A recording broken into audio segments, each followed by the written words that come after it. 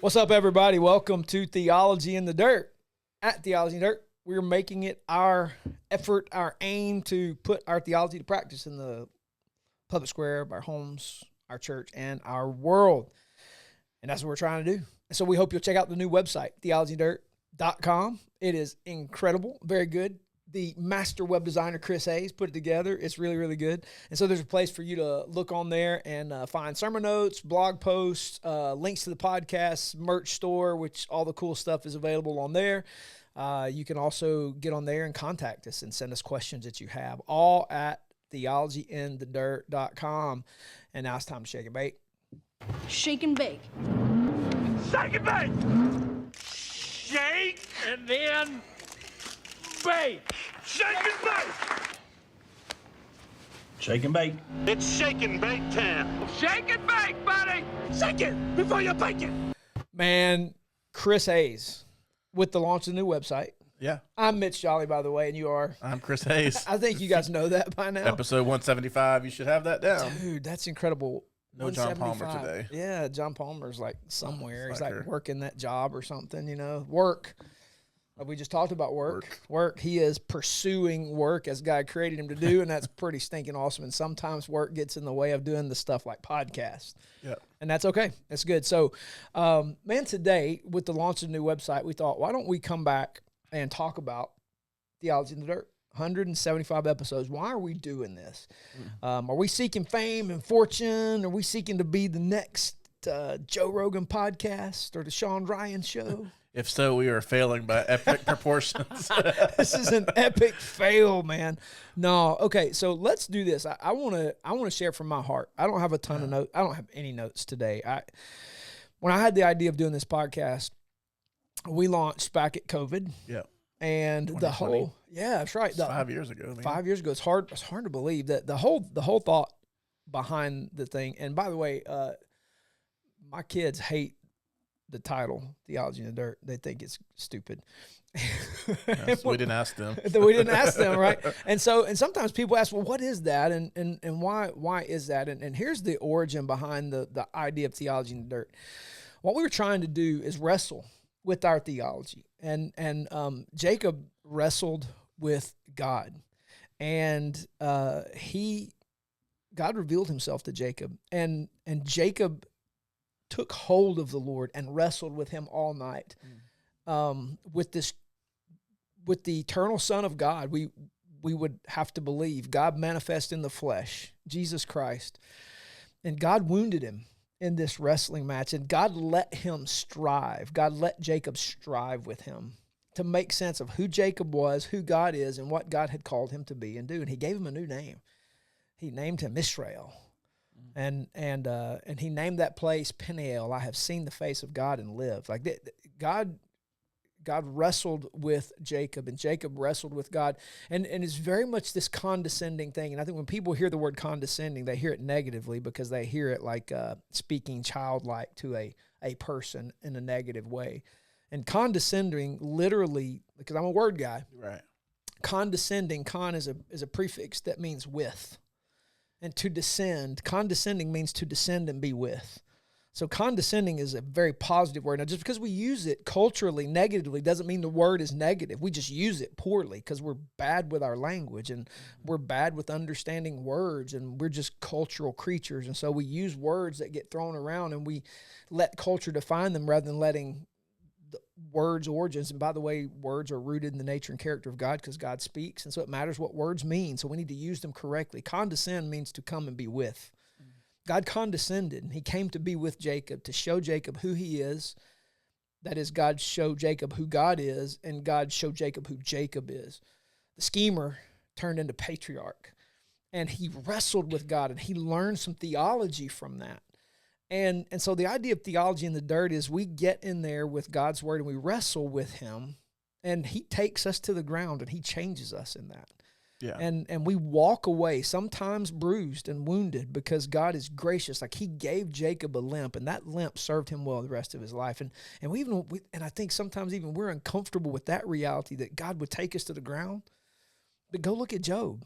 I've heard of you by the hearing of the ear, but now my eye sees you. He learned that from being in the dirt, in the ashes, scraping his boils and wrestling with the nature and character of God. Theology in the dirt. So we want to take our theology and put it to work in the public square of our homes. So we're trying to practice this stuff at the house. Yeah. Our city, in places, this studio is in the middle of the public square. And then at large in the world, as we go and we sell and we scatter on mission in our domains to take our theology and do something with it, other than just let it sit in our heads and be this thing we worship, knowledge. No, the God of knowledge wants us to preach him in the nations. And that means applying our worldview in sticky and hard places and hard things, not just in easy, comfortable ivory towers of the classroom. Mm-hmm. So we're trying to get into the reality of stuff and wrestle with it. And I mean, even right here, like I'm sitting looking at a text to a brother who is doing hard things in his family and allowing difficult things to come into his well put together family from the outside because he's wrestling with practicing. And I'm giving him some tools of TBRI to take what would normally work in his normal setting of order and how to manage the chaos he's inviting into his home. Yeah. That's theology in the dirt. There's theology in play here. Who is God? Who are you? Who is this individual? And what are the tools that are given to us to bring order out of chaos? Like we're trying to wrestle with that, and it's rooted in the nature and character of God. So theology, study of God, in the dirt, wrestling with those truths. That's what we're trying to do. Yeah, one of the images I get. Do you remember back? This was probably early to mid 2000s. Rob Bell, who I'm not gonna like promote Rob Bell, but back before some crazy things happened. Yeah, he had these Pneuma videos. You remember they were those? so good. They were incredibly made. They were profound. And I think I don't know if I still have them. I probably don't, but I used to have several of them. They were big in like youth ministry, college ministry. Mm-hmm. But long story short, there was one that has always just stuck with me. And he talked to us about, I think it's this imagery of being covered in the dust of our rabbi. Oh, that was a good one. And just seeking after following Jesus. And so I connect that with theology, and I resonate with that because it's, as we follow Christ, as we get closer to him. And remember, they walked in sandals and dirt roads back then. So you can picture that they were literally being the ones that followed. If you literally followed behind him on the road, you would be covered in his dust. And what a beautiful thing that is.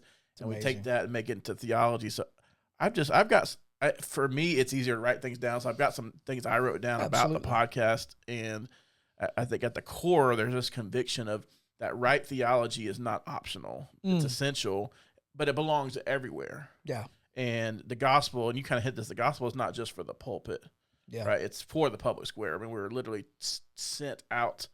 Jesus really commands us to go. And we say that at the end of every service, 3 Rivers, you are sent into the public square, into your domains with the gospel. And believers, we need more than just emotional inspiration. We need doctrinal formation. We do. And if we don't find it in the right places, we will find it elsewhere. We've talked about that on here before, about being careful what disciples you. Yeah. And can I say it? Because I love how one of the dynamics that I love is you are really good about bringing thoughts that trigger thoughts for me. And that works so well, because the theology part here that we're bringing to the table, that we're trying to deal with, and theology and gospel. I think one of the things we're recognizing as we study through the book of Exodus as a church is our gospel is truncated. Like we have a truncated gospel. And if you don't know what the word truncated means, go look it up. Like it's a shortened, cut off, scaled down, inappropriately small gospel. And we're wrestling with Jesus' words. It said everything about me in the law of Moses, the prophets, and the Psalms had to be fulfilled. Meaning those passages are teaching us a facet of the gospel. And the gospel isn't just the justifying work of the cross. It is that, and it is also 1,000 things more.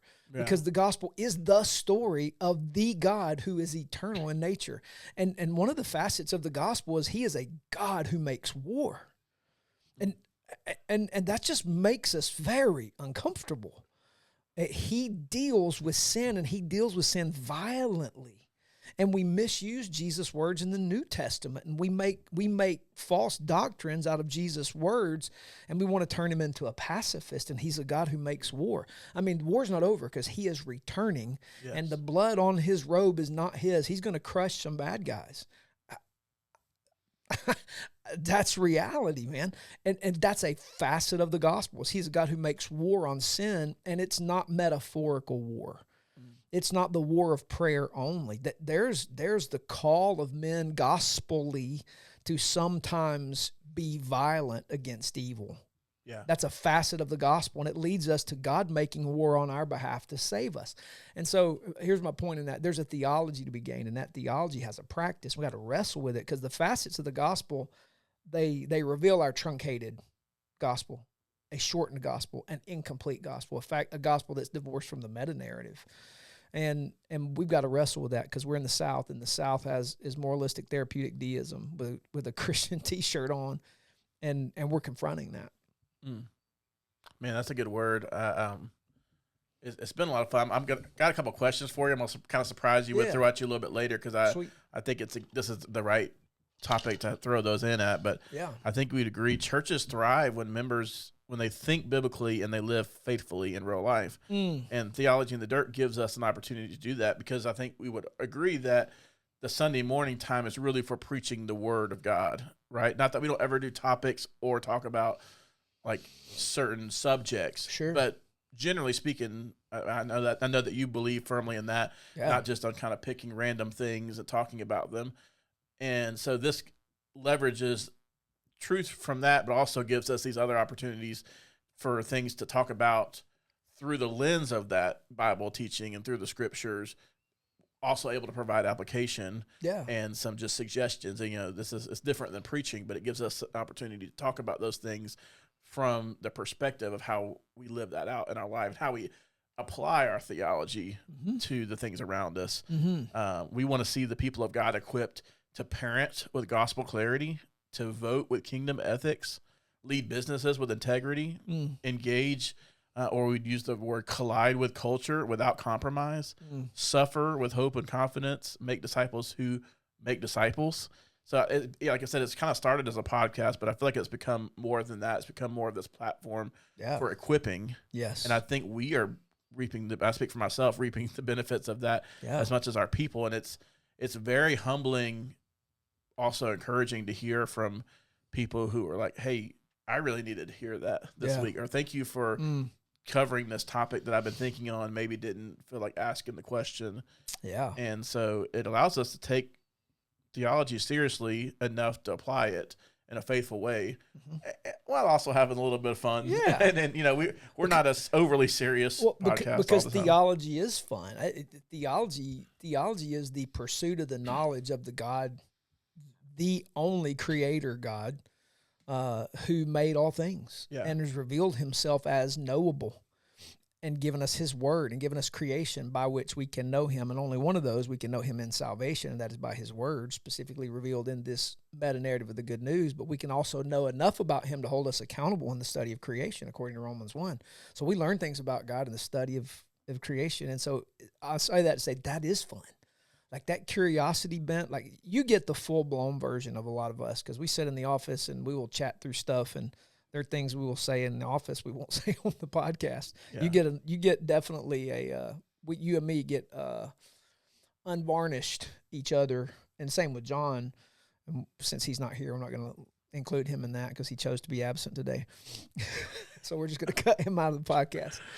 So we say I'm not going to be here next week. We're going to be at Flagler. Here's an example.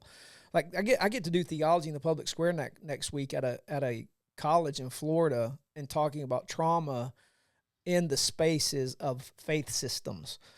And I will be a Christian among some other Christians and some other not Christians of other faith systems, but primarily representing a very right-leaning, because a lot of the people in this space are not right-leaning. They're middle to left. And in some places, in cases, which I would say, I don't even think that's Christian. And that's fun. Theology is fun. It's a joy. And doing it in the public square and representing the gospel and God's word is absolutely a pleasure and a joy. So it is fun. And so when we laugh about it and take it seriously, but also fun, it's because it is fun. Yes. It scratches the curiosity part of us that God made us with. And that's also work. Yeah. It's discovery. And it's beautiful. So sorry. No, I riff off of your words because they bring up thoughts, and that's good. Yeah. It's Well, helpful. I think we pray. One of our prayers for this is that this podcast would help kind of bridge that Sunday to Monday gap in your faith, or Monday to Sunday, however you want to word it. Yep. It gives us a little bit extra content through the week and something to stew on. Okay, that brings up, because tell me if this is going to be a question you ask me later, but audience, right? You say us. When you said us, that made me think the audience. And I've said this before. My primary goal when we started this was our audience would be our church, that we would provide a platform off of which we could bring up issues that we can talk about that aren't necessarily appropriate because they're not exegetical in nature from God's word, or they're more sensitive that we can't talk about on Sunday mornings because our people in an information age are constantly being discipled by content that's not us. Right. Some of it's contrary, some of it's helpful, some of it's benign, but we're always getting information. So what I wanted to do is make sure our people were not discipled by folks they're not accountable to. And so we started this for the audience of our church. Yep. And so it's for Three Rivers Church. And we recognize we still cannot provide enough content. We know it's not possible. We're never going to be able to provide enough content to replace all the information that's coming at people. We're going to have to go learn. But what we want to do is provide enough content that we are an irritant, like an oyster takes an irritant of a grain of sand and makes a pearl. So if we can provide an irritant of enough of God's word and enough of thought and provocative content that can get down in your theological craw and produce an oyster of great price, a pearl of great price in your thinking to help you process the information coming at you, we've done our job. And so that's what the audience is, primarily our church, to give them information they need to hopefully get down in there and help them wrestle with some things so that as they take in information, they make good decisions. And anybody who listens to our podcast outside the church we're grateful. Yeah, and we have some of those. And it's led people to our church. It has. From the podcast. And I was going to ask the questions, but you kind of doing that kind of leading me into, I think, let's talk about just some numbers. And this is not like necessarily a brag moment, because it's really a thank you to the audience. Right. To those. I don't think there's probably no better compliment than when somebody's upset we didn't have an episode. Right. 1 week. Like, it's like, not that they're like mad that we live our lives and go on vacation and stuff, but when it's like finally you gave us a new episode, like that's, right. I don't know that there's a better compliment than that, but yeah, that's pretty awesome. So I just went through and just a few statistics for the podcast. As we mentioned earlier, we have 175 episodes and several bonus episodes. So it's really more than that if you count some of the bonus ones we've done. Yeah. It's higher than that. We've been played in 60 countries. That's amazing. That we know of. That's pretty cool. That's not because YouTube doesn't track the country, so it could be more than that. But at least that we've tracked from Apple, Spotify, and some of the audio ones, it's been played in at least 60 countries. At least 60 countries. That's crazy. Over 1,000 hours of consumption by followers. I added up, so 25,638 total streams, views, listens between multiple platforms. That's amazing. Wow. That includes YouTube as well when we started posting the video episodes. Yeah. Our most viewed YouTube episode was TID number 166, Why Holy Week Matters, with 852 views. Really? It wasn't the Has-Been Hotel where they accused us of being hate watchers? It's almost 400. Really? Yeah, we got some fun comments on that one. We hate watched Has-Been Hotel. Right. Fans of that show did not like the Christians' point of view on that at all. Yeah, because they're going to hell. That's why. They don't like it to be called out. Check out anytime you like, but you can never leave.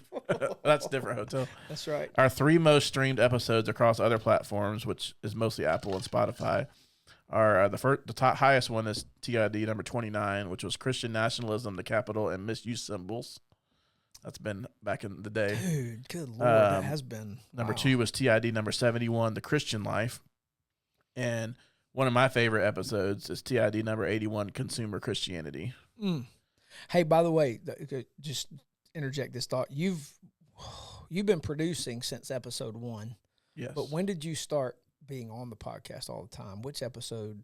Because I feel like it's like the 80 was like, it's early. Like you've been on for a while. It was 50s or 60s. Are you serious? Yeah, I've done over 100 when. So you mean, golly, really? It has flown by, Chris. I don't think I realized it's been that long. Next time you go on a lengthy rant here, I'll look it up and see if I can find it. Not that ever happens. Yeah, not that. I'm sure there's more coming. Yeah, probably, but I should have looked that up. I want to say it was in the around the early 60s, late 50s, somewhere in there. But wow. And then finally, 69,000 plus views on TikTok alone of our clips. And that's new. The Tickety Talk is new. It's less than a year. It's right at about a year. It was July of last year. So and that Chinese app's doing good, isn't it? Yes. Tens of thousands more on Instagram and Facebook. The TikTok's been fun. So being a social media guy, like it's sometimes people create podcasts so that they can fuel that, and now a lot of times those fuel the podcast, and it's kind of goes back and forth. But right, I mean, we just posted a clip the other day that was over 1,000 views. Sometimes we get like 100 views. It just depends on the algorithm, but it's fun to see. But a lot of people engage with that. People that aren't maybe necessarily followers or listeners to the podcast just come across the clip. Yeah, that's awesome. One you did the other day, somebody commented, "Who is this person? Like, or who's this guy?" So I told her who it was. So if you get any hate mail or any, I didn't give them your contact, but I did say that's cool. That you're a pastor of Three Rivers. That's awesome, man. Next time give them like John's name or something, like whoever's not here that week. Give them that name. This is John Palmer, and his email is john@threeriverc.org. Yes, he would love to talk to you. Yeah, so it's really neat because I think it was just a podcast and a way to kind of just talk about other things, so to speak. I don't want to simplify it that much, but that's kind of what and now it's become a brand. We've got the website. It's become the home for your sermon notes and blog posts. It's become a brand for merchandise. It's become something that people look forward to and enjoy and learn from and laugh at and share. Yeah, man. And so check out the new website. It's a lot cleaner than the old one. There's a lot of things. Well, like cleaner, like we say less foul things on there, or like no, like design wise. And it's cleaner, less clunky, easier to navigate. I got you. Now be patient as we couldn't move all of the old stuff over. It's only about a couple years worth, so we're going to be working on that to try to get some of that updated and maybe add a resource page. That was the crazy thing about the old website is like the hundreds of countries of pastors around the world who download and use the sermon notes that we write, and they go back to like 2008, 2009. And it's wild, absolutely. And I got to tell, this is fun. Justin Owens, who's part of the podcast for a while, and one of our elders, I think one of the most read posts on the old website was his sermon notes from the Book of Esther. Well, that's cool. And so it'll pop up, and I share that with him. Every time it pops up, I'll send Justin a text. Hey, man, just want you to know your work is still producing fruit around the world in multiple countries. People will go, they read his sermon notes, and so from all the way back when we studied through Esther. Probably plagiarize it. Yeah, and probably plagiarize it. My words do show up and stuff, and by the way, I do write all that stuff. When I do sermon notes, that's my work. And if I use somebody else's, I footnote it, and I don't care. It's like whatever, as long as it gets used. Glory to God. And so you can always tell, because I'm a terrible writer. They're clunky, but they're mine. They're Silver Creek. They're beautiful. I'm hoping at some point I'd like to add to the blog post there, because I just enjoy writing, and I'm encouraged and challenged by doing this podcast. So let me ask a couple questions. Let's talk. Sure. Since we're kind of talking about the history and the process and the meaning behind Theology in the Dirt, what from those early episodes, what are some, maybe one thing or a couple things that you've learned, not necessarily maybe like theologically, but learned about podcasting or about content or sharing or however you want to take it, that you feel like has either grown through that time or something that you learned early on and it's maybe better equipped you now. I hope that makes sense. No, that's good. I think one of the things I've learned is that the task of teaching is never, ever, ever going to be fully maximized. And there's always going to be a hole. And that feels motivating and daunting at the same time. Because no matter how much we produce, no matter how much we write, no matter how much we send out, no matter how much we make it consumable, there's never, ever enough for the people God has given us to have everything they need to be fully equipped. And that bothers me. So it's a motivator and a bother. So I've learned, because I used to think, man, it's just preaching. And this is, I don't mean somebody's going to probably tell me I don't believe God and I have bad faith and I don't trust the Bible. But I take seriously the role of preaching God's word. Like, it's central to the life of the church. And back in the day, man, life revolved around church. People came. In Christian history, life revolved around the life of the church. And it doesn't anymore. And so, back in the day, pastors, leaders, spiritual leaders were respected. They understood their times. They spoke to political issues, social issues, and people listened. And some of that's the fault today of pastors because they're ignorant, often disconnected, compromised morally. And we've been marginalized for 100 reasons. And so our people now, and alongside, parallel to that, the growth of information, its spread and dissemination has increased to the point that we just can't fill enough space to provide the content necessary to equip people well. So we do the very best we can. And so I've learned that there's never going to be enough time to teach everything people need to know. Yeah. And that pushes me, motivates me. And I wish I could write better. I used to write more, but I spend I spend a lot of time with individuals, a group of people that I disciple, men that I disciple. I write sermons. I'm more intentional about crafting my notes. So when I write something and I put it up, I meant that. That's not an accident. That's not oh my gosh, a slip of the keyboard. I labor over it to the point of on 5:30 on Sunday mornings, I'm editing again. Yeah. You're making graphics. I'm texting you. It's like, you're like, well, if you can post them up, I'll give you the graphic. I'm like, I'm still working on them on Sunday morning. Right. So I work at spurts all week long. There's a process, and there's even a podcast. My buddy Ben Smith, who allowed me to be included with some amazing guys on the process. I have a process I work to be intentional about what I write because I want people to labor over the words. I craft sentences on purpose. And I'll say in the sermons, that sentence is loaded and you need to go back and spend some time with it. I'll say that. Yeah. And because I load those sentences up with ideas and thoughts that if you pay attention to them and you let them get in your craw, it'll produce a pearl. And because that's the best we can do. So I've learned that there's just not enough time, not enough space. So another thing I've learned is that this is spoken media is never going away. Agreed. It's never going away. People, information only gets disseminated with language. And the question is, how do you use it? So spoken media is never going away, and we as Christians need to learn how to use it. Second thing I've learned. Third thing I've learned is long-form learning is not dead. The idea that people's attention spans can only be so far is a lie. I learned that as an educator because I pushed the limits of that and found that students are totally capable of longer stuff. You just need to give them something worth consuming. Right. Second thing of that is Rogan. Joe Rogan consistently podcasts hours and hours of content. Sean Ryan shows, some of them are 6 hours long, and men sit and listen to that stuff for hours. That's because it piques their curiosity.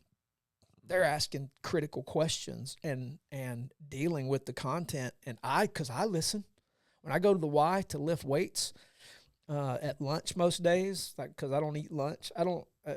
So I don't eat lunch. I try to, unless I have a meeting, and then I'll eat a little bit, but I don't eat lunch. And so I try to go lift weights because I'm old and there's 15 more pounds I need to lose that I gained after some stuff. And so I need 15 more pounds to get off. And so I'm trying to really, really get back to my marrying weight.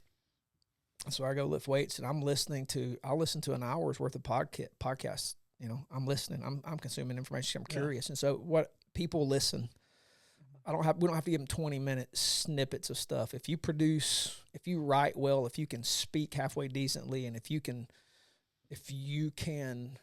bring biblical content, people will listen. Yeah. Doesn't matter if it's 10 minutes or if it's 3 hours. And so those are some things I've learned walking away. And I'm pretty like dead set on that stuff. Like, no, I'm going to die on those hills. I'm not going to shorten sermons. I'm not doing that. People are creating the image of God and capable. Its question is whether or not we will use the medium God has given us of words and use them well. Yeah. So. Well, thank you for filibustering long enough for me to see what. No, Yeah, by the way, that whole thing was a way for us to give him permission to preach longer on Sundays. So nicely done. No, I'm just kidding. No, that's good feedback. So to answer your question earlier, it was 48 was my first episode I was on with you as more like a special guest. Okay. 52 was when I started. Really? Kind of being regular. Wow, that's wild. And so that's been a minute. So my other question. And it's similar to that one. So if your answer is kind of the same, I understand and I'll kind of give my answer first. It's more of like, what has kind of been one of your bigger takeaways personally or rewards, if you will, whatever you want to call that, most meaningful to you from doing the podcast, from more of a personal standpoint? Because and I'll share mine first. Yeah. Give me an idea what you're asking for. Sure, absolutely. So for me, one of the bigger takeaways was, maybe feeling a little bit inadequate when I started. Like I'm not I wouldn't consider myself a theologian, or it's not that I don't know stuff. I feel like I had good enough knowledge, and I felt comfortable sharing and talking and preparing, done enough training and teaching things to feel confident with that. But what I realized was that there's God gives me words to say in ways to word things and shape things that has been impactful to people at different times. Heck yeah. And I was minimizing that in the beginning, thinking, well, they're going to be like, well, why is he on here with the preacher guy? Why is this like? Do they have no one else? And I know that some of that's just whether it's insecurity or Satan or whatnot. But it's really challenged me in my study of the scriptures and making sure, because I'm like, well, now I feel like maybe a small version of what you feel when you're preaching this. I don't want to call it a weight, but it is kind of a weight of it's a responsibility. It's like, well, if I'm going to do this, I need to make sure what I'm saying is truthful. Sure. And I don't take that lightly. So it's increased my not only desire to study, but how I study and how I look at things. I think I told you this a long time ago. I never really cared about politics. It's not that it wasn't informed, but not enough. And understanding the impact as a believer. Yeah.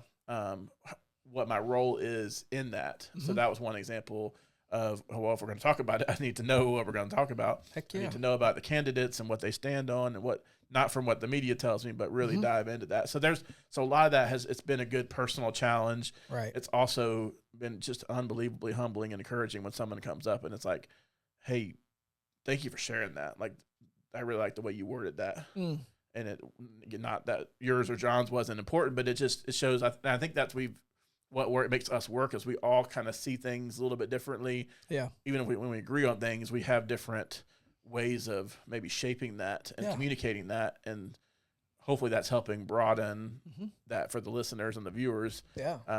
Somebody's able to receive something. If they don't hear it maybe the right way from you, they might hear it the way I put it or understand it better, if that makes sense. And so that's been very rewarding. Yeah.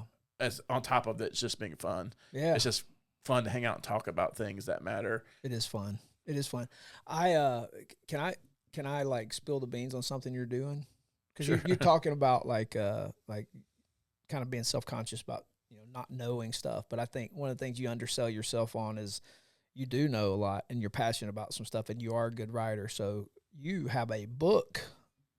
Is that correct? That is going to publish here soon, correct? That is correct. All right. So that's a big deal. So you are a good writer, you are a good speaker, and you have good ideas and good thoughts. And so the enemy can play that against you, but you're good enough that you're getting a book published. Like all these people, like we married these people like Joseph Colston and Kristen, and he goes and gets his doctorate in jurisprudence and is now a JAG attorney at Fort Bragg. And like Brittany Hayes, your bride, goes and gets her PhD, and now you're writing a book. And here I am over here going like, not got the PhD, never written a book. So you guys, and I'm saying that like tongue in cheek, but you guys are outpacing people who've been with us a long time are outpacing us. And that's a joy for me to watch you thrive and do what you're good at. And to know that there's been a place that we've played in helping that flourish and grow is a joy. So I want you to use this platform when that, publish that book.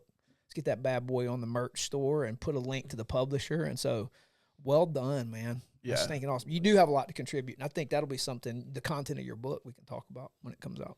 Yeah. We'll that'll be a teaser for those who don't know already. We'll share that later. But it is an edit. It's in the edit process right now, and with the hope that it will be available later this year. That's awesome. That's the hope.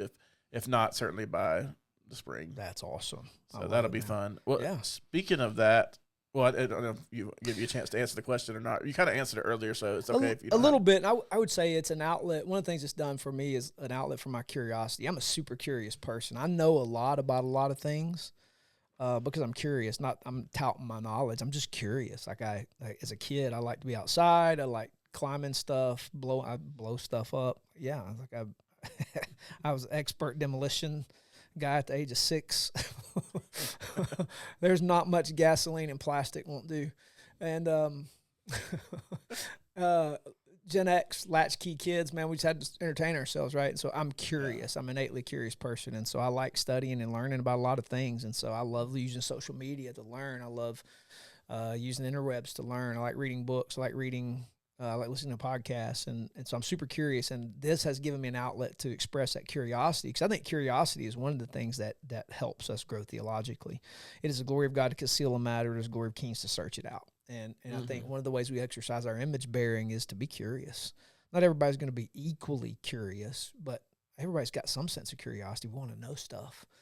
And so this has let me have a place to talk about things I'm curious about. Because I'm still haven't sounded the depth of some of the stuff that I want to talk about, because we live in we have a renewed spiritual age, but Christians aren't leading the charge in that.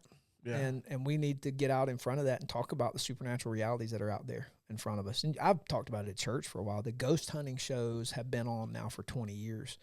And Christians are just now catching up to the fact, oh, so wait, there's a supernatural world? I'm like, oh, yeah. Pagans have been living in it since when? Way back when. And we were tenants. We were naturalistic in our tendency, been educated as naturalists, and we're just discovering that stuff. And so we have answers to UFOs, UAPs, Bigfoot, all the stuff. And some other podcasts have been beautiful about getting out in front of that and teaching stuff. And I want our people to hear us talk about it because it matters. And so, yeah, man. Blurry Creatures, like it's sort of a lesser known. Blurry Creatures is awesome. So I love listening to Blurry Creatures. Those guys are kind of theologically more where we are. Right. The Haunted Cosmos guys are post-mill cats, and so they get on my nerves sometimes with their stuff. But yeah. But I want people to know that in our curiosity, we're not taking our curiosity from those guys. We're not ripping off what they do. They are feeding what's already being studied, and I've been curious about my whole life. I can tell parts. So all that, I get to talk about curiosity. I like to tell stories later. Some people know who are in discipleship relationships with me that, I grew up in a super spiritual environment, not Christian.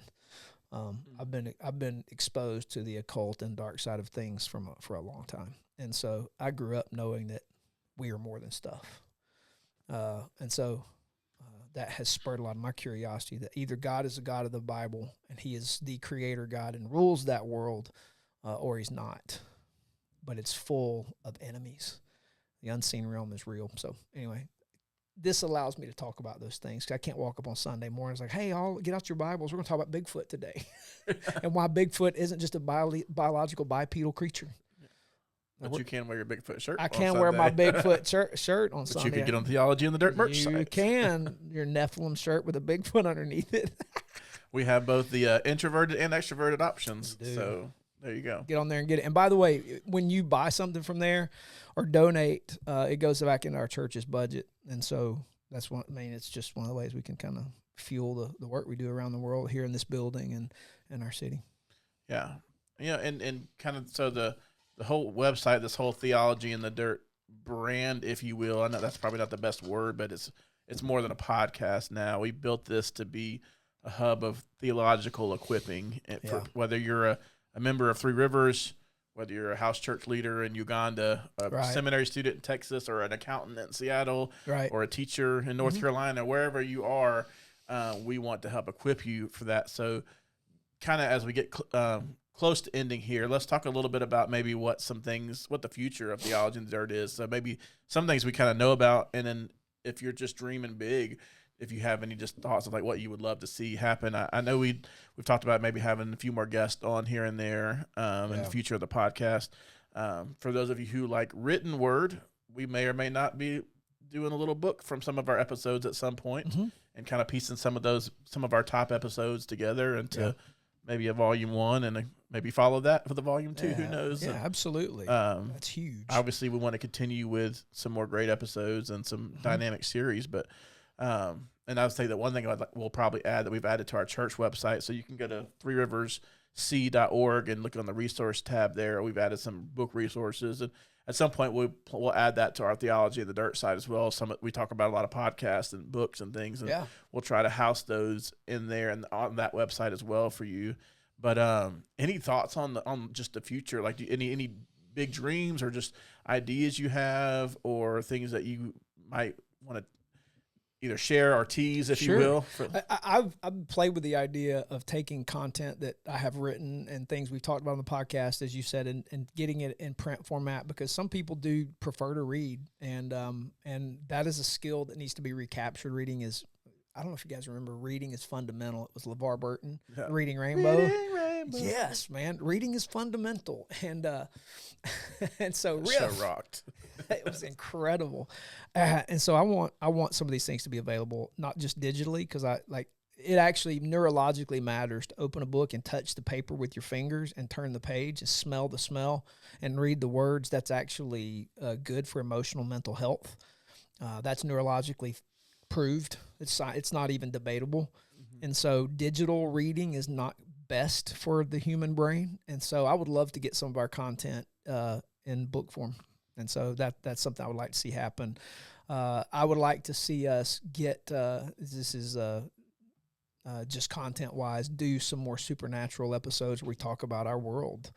I know you yesterday showed me something you got, and I'm pretty fired up about it, the book of Enoch. And so let's talk about some canon stuff, like why that book's not in the canon, but why the New Testament authors reference it a lot. And what does that mean for how we think about supernatural things? And it brings up authorship and canon and New Testament's use of Old Testament, New Testament's use of not New Testament documents. And so I want to talk about supernatural things, and you're digging in to stuff I love. And so you showed me that book of Enoch. I'm like, oh, now you're gonna know what a demon really is. That's amazing. Yeah, I've excited to read it, just learning more about some of those things. And you know, there's a lot of fascinating stuff. Like the Bible is so helpful in many ways, but I know it just doing the podcast has enriched my reading, and the more you read and the more you kind of understand and start to see the link, especially when you start to see the links of the meta narrative from Genesis to Revelation, to me it just increases the fascination of, I want to know more about that Genesis 6 thing. Sounds kind of interesting. If Paul didn't say because of the angels in 1 Corinthians 11, we could have all kinds of our typical responses to 1 Corinthians 11, but when he inserts that phrase, because of the angels, he is absolutely thinking about Genesis 6 and the explanation of Genesis 6 in detail in the book of Enoch. There's no way around that. Historically, grammatically, exegetically, you have to deal with that phrase. Yeah. And it finds its, and so anyway, the more you dig into the Bible, the more you realize, man, there's a lot of gold here. And we got to be willing to follow it all the way to its conclusion. And I love that you're digging into that. That's fun. But those are the kind of things, too, it's hard to talk about on Sunday morning. This more podcast format. And absolutely. Because we recognize, too, that some of these things they expose people's cultural theology for being a cultural theology, not being a theology rooted in the nature and character of actually God. And so much of what has happened in the Church of the South, the Church of the West, is we've incorporated a theology that Jesus said it, you honor me with your lips, but your heart is far from me. And so you've taught as doctrines commandments of men. We have taken the poor use of words, the poor use of concepts, and we've adopted it as a theology that makes us comfortable, and the Bible confronts it left and right everywhere, which is one of the reasons people don't like to read the Old Testament. Because, that's the God of the Old Testament. The God of the New Testament is different. He's different. I know the same God, same exact God. Yeah. Bible's Bible, and the Old Testament still counts today. And so you've got to wrestle with those paradoxes and deal with them. And that's I love we get to do that on here. I love it. We get to do it because, man, I would blow people up on Sunday morning if you did too much of that. Right. But sometimes people need to be blown up. I mean, you got to listen to the prophets, man. You can't read Ezekiel and walk away and think Ezekiel was concerned about their feelings. You went down to Egypt where her paramours were, whose members were like those of donkeys and whose emission was like those of horses. I mean, come on, man. That's X-rated content. And that's right in the middle of your Bible. And you've got to deal with that because he is preaching hard to a rebellious people. And he didn't apologize for it. And they want to kill him, but yeah. So those are things that sometimes maybe we do need to say them on Sunday mornings, but we can definitely say that stuff on here. And give warnings, you know, hey parents, maybe like screen this one for your kids.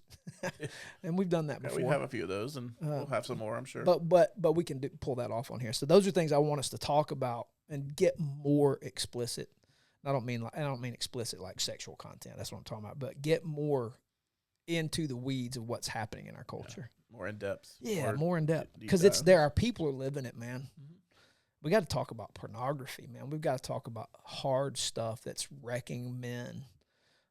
We've got to talk about men regaining what it is to be in the words of John Lovell, a warrior poet. That's a book all men within the sound of my voice need to go get today. Get it off the Amazon, get it to your house, and start reading Warrior Poet by John Lovell. Because we have softened up manhood and turned it into something it's not. Under the false pretense of toxic masculinity. Right. So this is toxic. Mark Driscoll messed up masculinity, and so therefore we're going to all turn now into Phil Vischer, VeggieTales version, and no. God, no. Just because Driscoll messed something up doesn't mean some of the basic content wasn't right on. Yeah. So we've got to deal with that, man. And so boys are boys, and God made them that way. So anyway, stuff like that.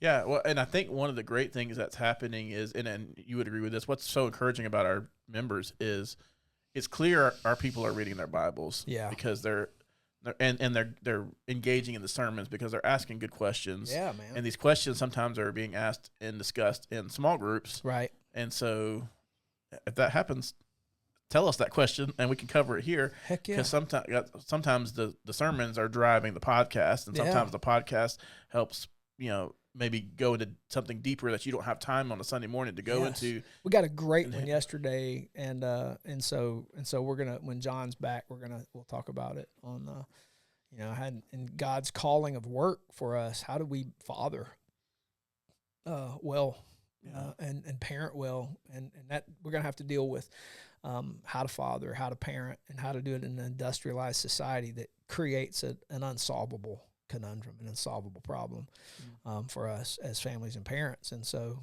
and how do you work in this broken world? Genesis 3 says it's going to be a lot harder, really, really hard to act like me and imitate me, because everything's going to be stacked against you. And so we recognize that. So we're going to talk about how do we parent, how do we father when God's called us to work, called us to the marketplace, and how do we do that in an industrialized economy? So we'll circle back to that, because that's a great question. That is great. I'm looking forward to that. Yeah. So listeners or watchers, that means something else to some people. Yes, it does. Go read Theology in Daniel. the Dirt followers.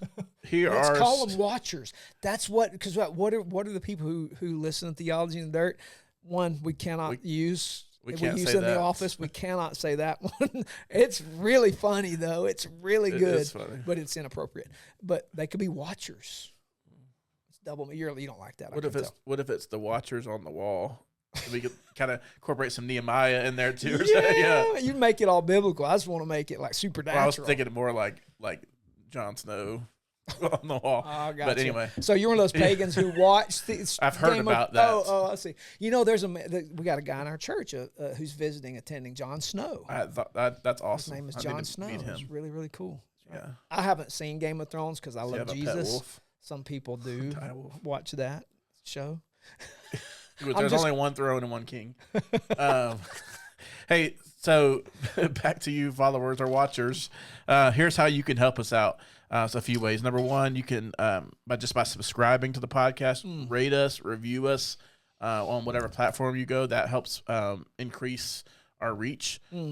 Sharing episodes with your small group or your circle of friends, your network, family, mailman, whoever. Just share the podcast, because the more you share it, the more people have a chance to listen to it. Yeah. And if they're not sure, then share our social media posts, and they can get just short minute to 2 minute clips and get a little bit of idea about what we're about, what we do. You can support us through prayer. We definitely appreciate the prayers. Those of you, we know some of you are, and we appreciate that. You can support us through buying merch, or we have some monthly supporters. So if you're interested in helping us financially, that helps keep our equipment up to date and adding new things. It will help us publish said potential book down the road, things like that. And this is one of the biggest ones right here. Send us questions or topics you want us to address.